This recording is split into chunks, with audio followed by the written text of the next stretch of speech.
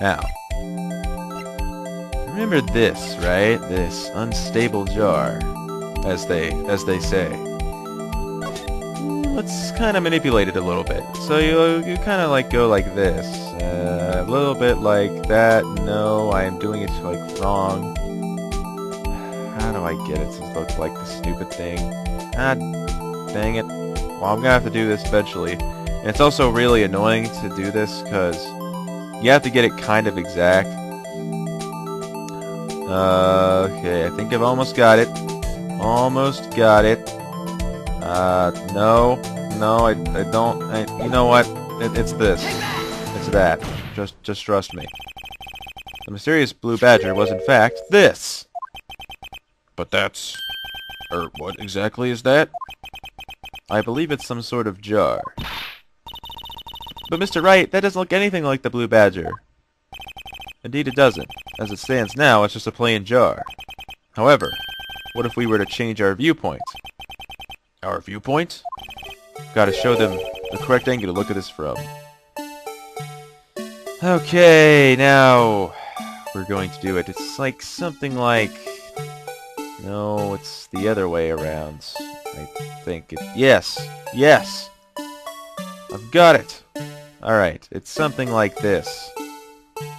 But the problem is, you gotta get it like kind of exact, I think. Or it won't give it to you. It's like this, I think. I'm gonna try this. Take that! Well, is this a miracle or what? Yes, I got it right in the first time! Woo! The last couple times I've never been able to do that. No one can possibly deny this jar's resemblance to the blue badger. There it is, guys. No, it can't be! Order, order! The defense has proven its claim. The mysterious blue badger witnessed on the day of the crime was actually this... Objection! You can't say its name! It's too terrible.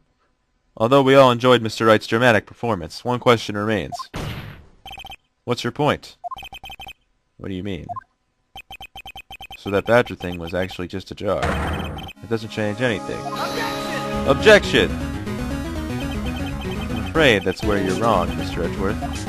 You see, this changes everything. Indeed? Indeed? Very well, then. Please tell us. What's different now that we know the witness saw this jar?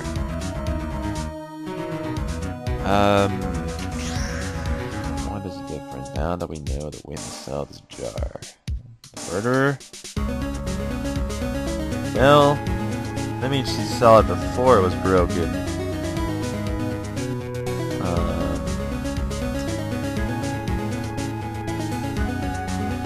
Might be the murderer because of the blood on it? It's not the murder weapon. Location might make sense? Why can't I don't remember this at all. The location of the murderer... Oh man. I'm sorry guys. I'm just drawing a total blank.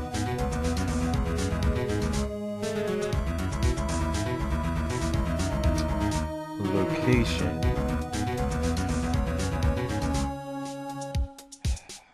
Let's try the murderer. Might be wrong again. Let me take these in turn. At the moment of the murder, the witness saw this jar. Not only that, but she saw it in a very specific angle. Knowing this, where could she have seen this jar? Where? The location of the jar is shown in a picture taken on the day of the crime. It's on a shelf in the office of Damon Gantz. Objection! The body was found lying near Lana Sky's desk. The witness testified so herself. Objection! Yes, and it is these two facts that reveal what actually transpired. You see, the struggle between Dark and Marshall did not take place in Lana Sky's office. It happened on the other side of the room, in Chief Gantz's office. Are you implying the murderer moved the victim's body? From Damon Gantz's office to Lana Sky's office? Yes. Why would he do that? There's no reason. Exactly. If there wasn't a reason, he wouldn't have gone through the trouble. The only logical conclusion is that there was a reason. Do you know what that reason was, Mr. Wright? Well, I know what the reason was, but does Phoenix know what the reason was? Finally figured it out. Sounds like he knows what the reason was. So this is why Lana tried to stop the trial. It's too late to quit now, though.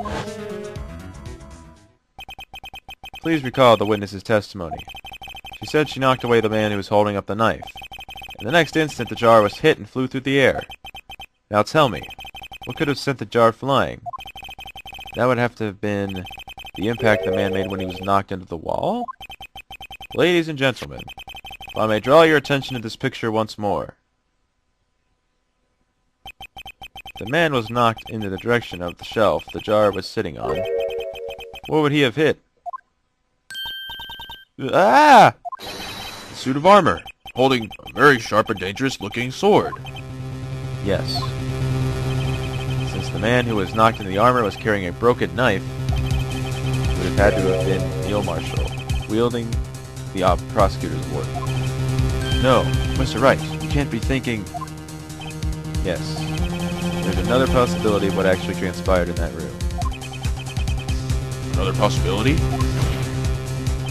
Of course, the perpetrator would have no idea, but nevertheless, I don't know if I can go through with this. Mr. Wright, what's the matter? The events took place as the defense theorizes, and the outcome is obvious. In that moment, assuming the man Emma Scotty knocked away was actually Prosecutor Neil Marshall. Oh God, that means he got pushed onto the suit of armor? Oh man, that's not possible. There's no way that that's possible. Right? Right? Right? Emma Sky couldn't have killed her. It killed him. Where'd her come from? You mean... Mr. Marshall died because of... me? No! Sorry guys, that was pathetic. Thud. Oh, she fell down. I wasn't paying attention because I was too busy commenting on my terrible yell. I never imagined her testimony would lead to this. So was the witness who took the victim's life, and then proved so with her own testimony. This is unprecedented. Unprecedented? Objection? What are you saying? What are you saying? Sorry, Miss Sky, but given the circumstances... George Murder Prosecutor Marshall. How can you think it was Emma? How dare you try to pin the crime on her? Was she biting her nails? She was nervous. Imagine that coming from you. You recall it was you who had been reporting evidence 2 years ago. The reason you moved Prosecutor Marshall's body was to keep anyone else from finding out about what Emma did, wasn't it? I assure you, Mr. Edward, I have no idea what you're talking about. If you hope to have anyone believe your insane allegations, I'm afraid you're going to have to have proof. Tell me, do you have any conclusive evidence that proves my sister killed Neil Marshall? Evidence? I'm willing to bet you don't. Yes, it certainly would be difficult to prove this with evidence. If we don't have evidence, then we'll have to rely on testimony. I'm afraid that won't work in this case. Both parties involved in the incident are dead. You certainly can't get dead people to testify. This has all been a wild goose chase from the beginning. Touché, Miss Sky. Of course, that only leaves us with one possibility. You mean there's still another possibility? That's what he just said, Phoenix. What do you mean, Mr. Edgeworth? I mean the possibility that the victim has left us a message. For better or for worse, Mr. Marshall did not die instantly. He may have left behind the name of the person who took his life. Somehow. That's impossible. Well, Mr. Wright, this is the only possibility left to you. A message from the deceased. Does such a message exist? We know it does.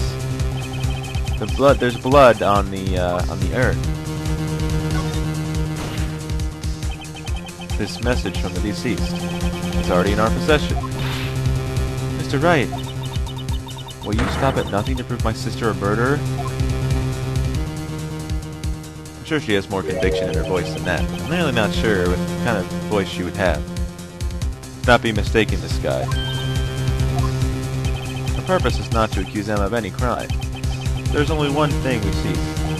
The truth. No matter how painful it may be. There you go, Edgeworth. Now then, Mr. Wright. Please show us the piece of evidence that conveys a message from the deceased. And oh look, it's the urn again.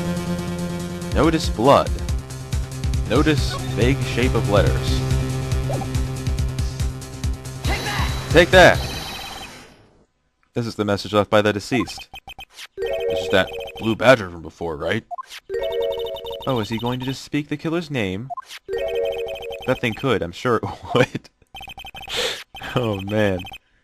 Looks like everyone's forgotten this is just a jar. Message was left here, on the surface of this jar. What do you mean? If you look closely, you can see a faint trail of blood on this jar. Conveniently wiped away so that part of the outline of the letters can still be seen. How do you wipe away blood like that? You have to like purposely like wipe out some of the A and some of the E. Like what? Looks like someone wiped the blood away. Yes, but notice. For some reason, the blood of some of the fragments was not wiped away. Yes, there's a line here, drawn in blood. So what you're saying is these dots were once lines. Brilliant! Prosecutor Marshall did not die instantly. He used the few precious moments left with him to leave behind a message. One that someone apparently wiped away. The blood must have seeped in the jar where the lines changed directions. Precisely so. All we need to do is connect these points. The victim's message will become apparent. No! No! No! Mr. Wright, what kind of message did the victim leave for us? Your Honor, I believe these blood stains reveal us to us the answer. Gotta connect these lines to make letters. Oh, boy, connect the dots! That was fun, when I was 4 years old. There was only one thing the victim would have written, given the circumstances. The murderer's name. So we connect this, and then that, and then that. I don't know if we need to do anything with that, we don't. That, and that, and whoop, that, and that, and that. Oh look, it's Emma's name. I don't think we need to actually, do we need to like connect, like, just do that, and then that? Let's just, boom, take that! It's a defense attorney's duty to prove his client's innocence. That's why all I've been thinking about is saving Lana. After all my efforts, I never thought it would turn out like this. Emma.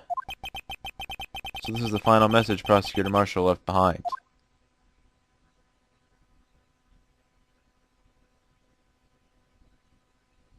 It's okay, guys. I'm sure it's not actually true.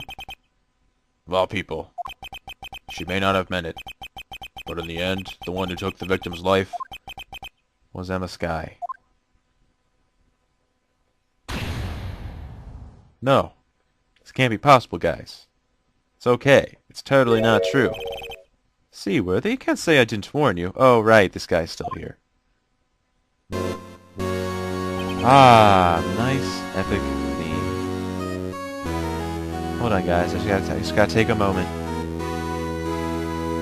Dun, dun, dun, dun. Alright, Chief Gant. Do you understand the implications of what you've done? What? What are you talking about? 2 years ago, Joe Dark was sentenced to death. He was convicted because of his final murder. I believe you were the prosecutor in the case, were you not? Zach! Yes, Worthy. Because of you, An innocent man was sentenced to death. Not only that, but you used false evidence to ensure his conviction.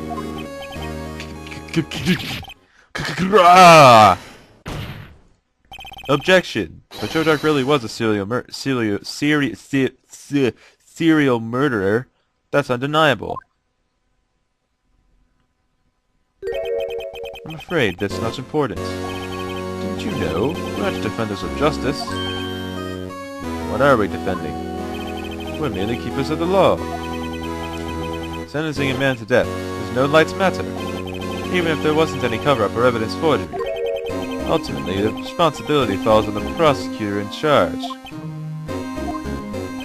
Despite what anyone may say, this fact cannot be denied. Oh no! What's going on at the prosecutor's office? They might have sent an innocent man to his death. How could he just stand there like it wasn't his fault? Order! Order! Order! Order! The gavel's pounding fell on deaf ears. Unable to settle the crowd, the judge declared a recess. Where this trial is headed, no one knows. No one knows. No one knows. No one knows. Okay. To be continued. And that's it, guys. For the first part of this trial, I'm going to take a break from recording real quick. I do hope you guys enjoyed. This may have not been my best commentary because I have not recorded in 3 weeks, but I still hope you guys enjoyed the video. This has been Smileyz, and I'll see you guys next time. Please like, favorite, not favorite. I don't care if you favorite. I don't favorite videos. Favorite if you want. I don't really care. Anyway, like, comment, that's the word, and subscribe if you enjoyed. And I will see you guys to take on the final part of the trial. See you guys then. Have a great day.